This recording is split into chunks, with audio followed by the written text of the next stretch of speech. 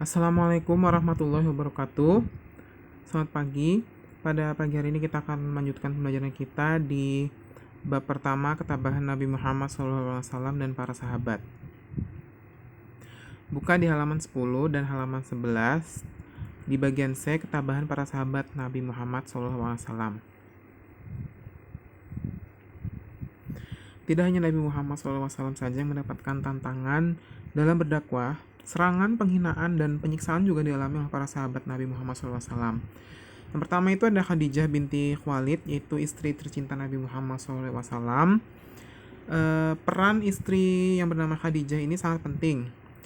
Beliau selalu membantu dan mendukung perjuangan dakwah Nabi Muhammad SAW dengan harta benda, jiwa, dan raganya. Dan pada suatu ketika kaum kafir Quraisy meminta Khadijah agar mau membujuk Nabi Muhammad SAW, akan tetapi ditolak langsung oleh beliau. Dan setelah itu kaum kafir Quraisy tak berhenti-hentinya mengolok dan mencaci maki Khadijah dalam berbagai kesempatan. Dan Khadijah di sini diceritakan adalah seorang yang sangat tabah dalam menghadapi tantangan dan ancaman kaum kafir Quraisy. Lalu yang kedua itu ada Abu Bakar As-Siddiq, yaitu adalah putra Abi Quhafah yang termasuk orang yang terkemuka kaum Quraisy yang pertama masuk Islam. Jadi orang pertama dari kaum Quraisy yang masuk Islam pertama. Usianya itu sama dengan Nabi Muhammad SAW. Abu Bakar selalu setia mendampingi dan melindungi Nabi Muhammad SAW dari serangan kaum kafir Quraisy yang terjadi berulang-ulang. Suatu ketika, pada saat Nabi Muhammad SAW beribadah di Ka'bah, beliau didatangi beberapa orang kafir Quraisy. Mereka langsung menyerang Nabi. Beruntunglah ada Abu Bakar yang segera membantu Nabi Muhammad SAW dan terjadilah perkelahian antara mereka. Akhirnya Abu Bakar berhasil mengusir kaum kafir Quraisy, namun Nabi Muhammad SAW dan Abu Bakar mengalami luka-luka karena diserang tadi ya. Fatimah Zahra binti Muhammad, yaitu putri Nabi Muhammad SAW dari Khadijah, yang lahirnya pada tahun kelima masa kenabian. Fatimah Zahra menyaksikan Nabi Muhammad SAW mendapat tantangan dari kaum kafir Quraisy. Suatu ketika, pada saat Nabi Muhammad SAW sedang beribadah di Ka'bah, beliau dilempari kotoran oleh kaum kafir Quraisy. Fatimah yang mengetahui itu langsung membersihkan dan mencucikan baju Nabi Muhammad SAW dengan menangis. Di samping itu, Fatimah juga sering mendapat tantangan dan olok-olok dari kaum kafir Quraisy. Ibnu Mas'ud yang adalah seorang pemberani, berasal dari keluarga yang memiliki kedudukan rendah di Mekah. Ketika dia masuk Islam, tidak satupun keluarganya yang mau melindunginya. Meskipun begitu, ia termasuk orang pertama yang berani membaca Al-Quran secara lantang dan terang-terangan. Akibatnya ia disiksa oleh kaum kafir Quraisy. Meskipun disiksa dengan sangat kejam, ia tetap teguh dalam memeluk ajaran Islam. Setelah kejadian itu, ia diangkat saudara oleh Zubair bin Awam yang selalu melindunginya sehingga ia tidak mendapat siksaan lagi dari kaum kafir Quraisy. Keluarga Sumayyah. Sebagai budak, keluarga Sumayyah mendapatkan siksaan yang sangat keras dari tuannya, Abu Jahal. Mereka tidak diberi makan selama beberapa hari hingga tubuh mereka lemah. Namun ketiganya tetap teguh memeluk agama Islam. Akhirnya setelah beberapa hari disiksa oleh Abu Jahal dan tidak diberi makan, Yasir, suami Sumayyah, dan Sumayyah meninggal dunia. Sedangkan Ammar, anak Sumayyah, dipaksa untuk keluar dari agama Islam.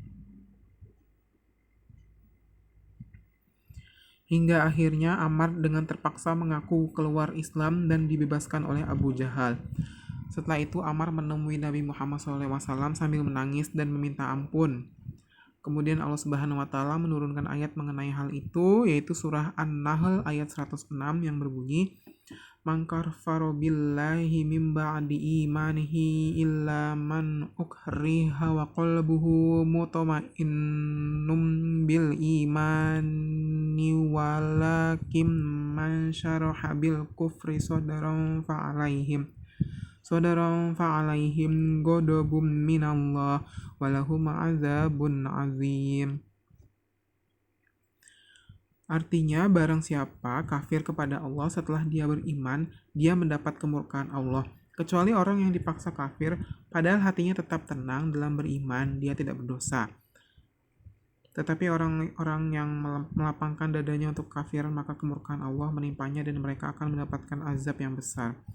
Jadi intinya dari surah An-Nahl ini bahwa siapa namanya tadi? Ammar tadi yang dipaksa keluar dari Islam karena tidak memenuhi sisa oleh Abu Jahal. Maka setelah dia dibebaskan dari Abu Jahal, dia menemui Nabi Muhammad SAW dan minta ampun, dan dia diampuni. Maka turunlah surah ini, surah An-Nahl ayat 106 yang menerangkan bahwa perbuatan Ammar ini tidak berdosa karena dia adalah orang yang dipaksa kafir, tetapi hatinya tetap tenang dalam beriman, dalam Islam maksudnya, seperti itu. Jadi dia meskipun dia keluar dari agama Islam setelah dipaksa, tapi dia tidak menjadi kafir, dia kembali ke Islam lagi. Yang keenam, Arkam bin Abil Arqam, yang termasuk golongan orang yang terpandang, yang merupakan seorang pemilik rumah yang berada di kota Mekah dan bahkan menyediakan rumahnya untuk dipakai dakwah Nabi Muhammad SAW. Saat itu Nabi Muhammad SAW masih melakukan dakwah secara sembunyi-sembunyi. Ia termasuk sahabat yang teguh pendirian dan kuat. Tidak jarang ia mendapat cacian dan celaan dari kaum kafir Quraisy, bahkan dihina dan dibujuk untuk keluar dari ajaran Islam. Tetapi Arkam bin Abil Arqam tetap teguh dalam pendiriannya memeluk agama Islam, dan ia juga ikut dalam hijrah ke Madinah. Bilal bin Rabah adalah budak dari Umayyah bin Khalaf. Ia termasuk sahabat kesayangan Nabi Muhammad SAW. Ia seorang berkulit hitam dari Habasyah. Suatu ketika tuannya Umayyah bin Khalaf mengetahui ia masuk Islam, majikan Bilal itu sangat murka dan menyiksa Bilal dengan sangat kejam. Menghadapi siksaan Umayyah yang sangat begitu dahsyat dan kejam, Bilal tetap berpegang teguh pada keyakinannya terhadap agama Islam dan terus mengucapkan ahad. Lalu Abu Bakar melintasi tempat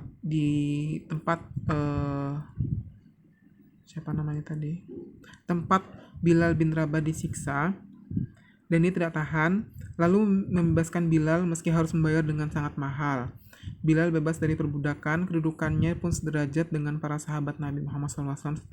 Setelah bebas, Bilal menjadi muazin Nabi Muhammad SAW. Jadi Bilal ini namanya Bilal bin Rabah, dibeli, istilahnya seperti itu, oleh Abu Bakar karena tidak tahan melihatnya disiksa. Dan setelah itu dia menjadi muazin Nabi Muhammad SAW. Selain sahabat di atas, masih banyak sahabat-sahabat Nabi Muhammad SAW yang juga mengalami hinaan dan siksaan dari kaum kafir Quraisy. Selain dari sahabat Nabi Muhammad SAW, dari kalangan budak yang telah memeluk Islam juga mendapat siksaan. Mereka tetap gigih dan kuat dalam mempertahankan kebenaran yang diyakininya, yaitu Islam. Ada 10 soal, tidak perlu ditulis soalnya. Siapakah Khadijah? Tadi apa sudah jelaskan, Khadijah itu adalah istrinya Nabi Muhammad SAW. Perannya apa? Nomor 2, perannya Khadijah apa? Perannya banyak. Jadi jawabannya itu ada di halaman 10 ada.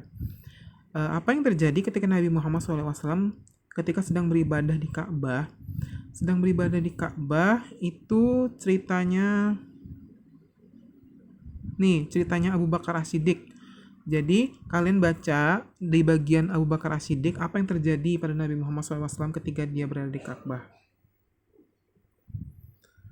Nomor 4, siapakah itu Fatimah Az-Zahra? Itu anaknya Nabi Muhammad SAW. Apa yang terjadi dengan keluarga Sumayyah? Apa yang terjadi?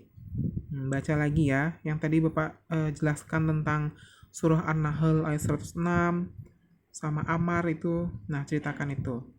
Apa yang terjadi dengan keluarga Sumayyah? Intinya saja. Lalu diangkat oleh siapa? Ibnu Mas'ud untuk melindunginya dari siksaan kaum kafir Quraisy. Ibnu Mas'ud, kalian cari di bagian Ibnu Mas'ud. Nih, Ibnu Mas'ud diangkat oleh saudara itu. Apakah Ammar setelah dipaksa keluar dari Islam tetap menjadi kafir? Apakah tetap menjadi kafir dia? Ini nomor 7 sama nomor 5 sama soalnya. Oke. Untuk nomor 7 Bapak akan ganti soalnya. Bapak akan tulis di WA saja ya. Karena di sini jawabannya salah tulis Bapak, salah ketik. Mohon maaf. Jadi nomor 7 nanti Bapak akan tulis keterangannya di WA. Soalnya apa? Lalu surah apakah yang diturunkan oleh Allah Subhanahu wa taala setelah kejadian yang menimpa Ammar? Apa yang disediakan Arkom bin Abil Arkom untuk jalan dakwah Nabi Muhammad SAW? Kerjakan tugasnya ini 1-10 di buku tulis. Tidak perlu tulis soalnya. Dan ingat, nomor 7 Bapak tulisnya, Bapak akan beritahu soalnya seperti apa di WA nanti ya, di WA. Terima kasih. Wassalamualaikum warahmatullahi wabarakatuh.